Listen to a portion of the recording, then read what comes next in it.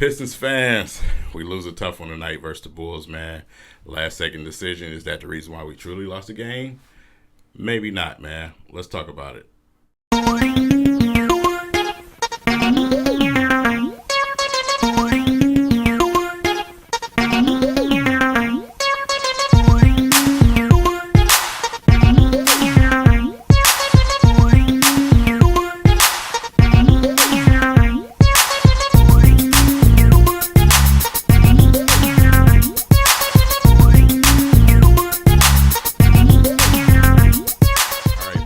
Let's talk about it, man. Great game experience tonight. Had a really good time, man, with some of my guys, man, some of my friends, man, and coworkers, man. We listen, great experience.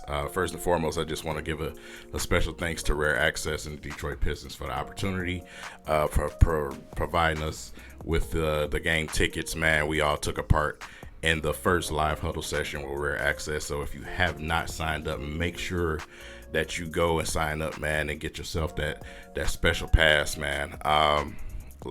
Tonight was amazing. Let's just say that, to sit behind the Pistons bench while they're out there warming up, to have Ivey and Diallo sitting right in front of you, saying Wiseman out there right in front of you.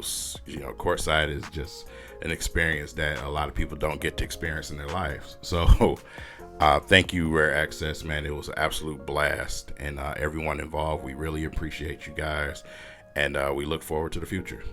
With that said, tough loss tonight. Tough loss.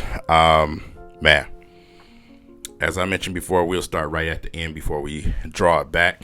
Ivey, the situation, I already seen a lot of comparisons on social media bringing up Chris Webber. It's not even close to that type of situation. We're not talking significant basketball. This is, we're not going anywhere. This is totally just a rookie mistake. It's the growing pains that we have to experience, man, with the rookies.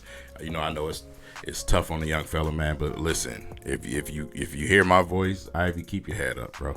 You know what I'm saying? It's a learning experience. You got all the time in the world. You know what I'm saying? So that's just what this season is. We seen, I'll put it this way. I'll give you this analogy. We seen a veteran team, what I'm saying, a more well-equipped team out there tonight take advantage of a team with a bunch of young guys that's trying to still find their way. We know what this season is, even though we tend to act like we forget every game. We know what this is, right? Like I said, Ivy, not only him, but a lot of the young players we have on this team, they have some growing to do. This is obvious, you know what I'm saying? So start with the comparisons to Chris Webber, man. This does not have the same significance as that, man. Also, shout out to John Beeline. We had the opportunity to talk to him courtside. But yeah, go blue. Man, tough situation for the young fella, man. Definitely a tough situation. But we riding with you. Come on, man. Come on. Are we doing this really? You know what I'm saying? So, yeah. Boyan, absolutely, just on fire tonight from three-point land. Like, it was literally touch the ball and then shoot it. You know what I'm saying? Barely to even cock the shot. Just literally catch the ball and shoot it. You know what I'm saying? And it's part of the thing that I want to see with Boyan. They did it a little bit tonight, and I want to see him continue to, have more solid screens. I always, talk to my friends, my coworkers, man, and I say, hey, man, Boyan is not a guy I want to see with the ball in his hands trying to make plays. I want to see him coming off screens. We had a famous player here in Richard Hamilton that played that way, but Boyan needs to come around multiple screens and get himself open to be able to have open shots. He's a shooter, so let shooters shoot. You know what I'm saying? But you seen him get the ball put in his hands in some situations tonight where it just didn't work out. You know what I'm saying? So, but he was hot shooting tonight, and that definitely covered everything. So, he gave this team an opportunity to come back when they finally decided to play defense in the fourth quarter. We'll get to that in a second, right? But yeah, man, shout out to Boyan. Hell of a game tonight, man. And special shout out to Boyan simply because he was the one that grabbed Ivey and talked to him mid-court. I expect that from my coach. I'm going to keep harping on this, right? I still have yet to see my coach grab these players and coach them in these moments, in these actual moments, instead of sending guys to the bench, leaving guys on the bench. I want to see him grab these players, grab a player by the hip and say, hey, listen, this, that, and the third. That's what I want to see from my coach. I don't want to see the assistants coaching them up. No, I want to see you do it. You're the veteran coach out there. You're the one that's been around for years and years in this league. That's what I want to see. I appreciate Bojan for doing that, but I Dwayne Casey, I need something. You know what I'm saying? So, but yeah, man, the vets, they rallied around him, man, told him to keep his head up, and that's what you want to see, right? From a player standpoint. But yeah, also, in that situation, usually the guy that takes the ball out is who? Decided not to even play him. I don't even understand why. He was shooting the ball efficiently tonight. Even though he didn't do great from three, he still was shooting efficiently. I mean, he could have had an easy eclipse 10 assists tonight. You decided not to play him. But it's me. I'm always complaining about Casey, right? Right. Corey Joseph had 0 points until that insignificant three at the end of the game when everybody was going to the locker room. Things like that irritate me. You know what I'm saying? But is it the reason that we lost the game? No. We lost the game because of those first 3 quarters. That's why we lost the game. We were absolutely abysmal on defense. Like, bro, like what? You know what I'm saying? And it's been a common theme with this team. You know what I'm saying? We don't decide to try to wake up and play defense until the end of the game when nobody cares. Trying to play comeback is just not, we're a young squad. We're not going to win that way. We don't have the closer. We don't have the talent that a team like the Bulls have. Just the Bulls alone. You got DeMar DeRozan mixing you from mid-range, and attacking the basket. You got Levine gave you 41 tonight. Easy.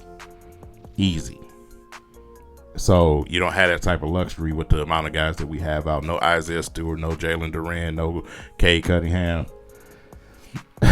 We don't even got Isaiah Livers. You know what I'm saying? So you don't have that type of luxury. You got to go out there and play defense if you're truly trying to win. I say this all the time. Players, coaches are not telling players to go out there and lose.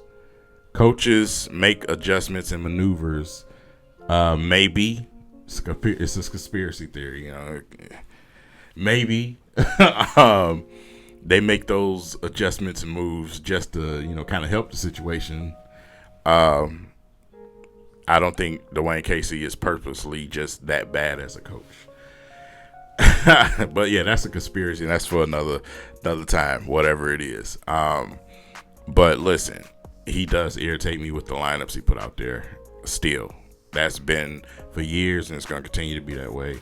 And he's not going to stop. So let's just, why did Magruder start over Diallo today? I am clueless. I don't know what that was about. I really don't. So y'all try to figure it out. I'm tired of catching headaches trying to figure out what the hell this man is doing half the time. So, hey, keep the percentage going, right? For the tank crowd out there. But I want to see my team get some victories here and there. You know what I'm saying? It's good for development. It's good for growth with these young guys. You don't want to keep pounding the drum and losing and losing and losing. That's not you're not gonna develop these guys that way. So, it is what it is. We've seen a little hot second of some R.J. Hampton tonight. And I told y'all last video that him coming here had nothing to do with anybody. Nobody's gonna move because he's here. He's here for a reason. The Magic are, like I said, pretty much either younger or just as young as we are. And he couldn't pull it out there. He got sent here. So, or not sent here. We picked him up. It was a pick up a flyer. That's what we did. So, when I seen people celebrating on Twitter and everything, like we just signed Jordan, I didn't say a word. I didn't say a word. I don't know what the hell people, what reality we live in. I live in a different timeline. Call me Kang. Okay, I don't. Instead of King, call me Kang. I live in another timeline. I create different timelines, I guess, because boy, I just don't get it. And another thing at the game, the booing of Andre Drummond. Like, grow up. When are we gonna grow up in the city as a fan base? We continue to be childish. The booing of Drummond, the booing of Blake Griffin, bro, let it go. Let it go. You don't play for your team no more.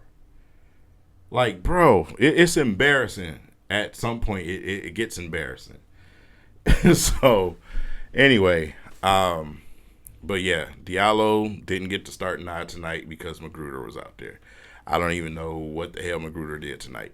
He didn't exist. I really forgot if he did anything tonight. Him, Corey Joseph, 0 until the last split second of the game. Dwayne Casey. So, yeah. With that said, I'm out of options, man. You know what I'm saying? I had a great time tonight, though. I'll tell you that. Had a great time tonight. Seen a lot of faces tonight, man. Shout out to everybody who came up and said what's up tonight. You know what I'm saying? I really appreciate you guys, man. A lot of you guys today at the arena. And, you know, like I said, if you took a picture with me, posted it on social media, I'll retweet it, repost it, whatever it is, man, because it's all love. I just appreciate y'all coming up and saying what's up. So, with that said, again, shout out to Rare Access, man, for the opportunity tonight. I had an absolute blast with me and my friends, man, and yeah, that's pretty much that, man. I'll catch y'all in the next video. Peace.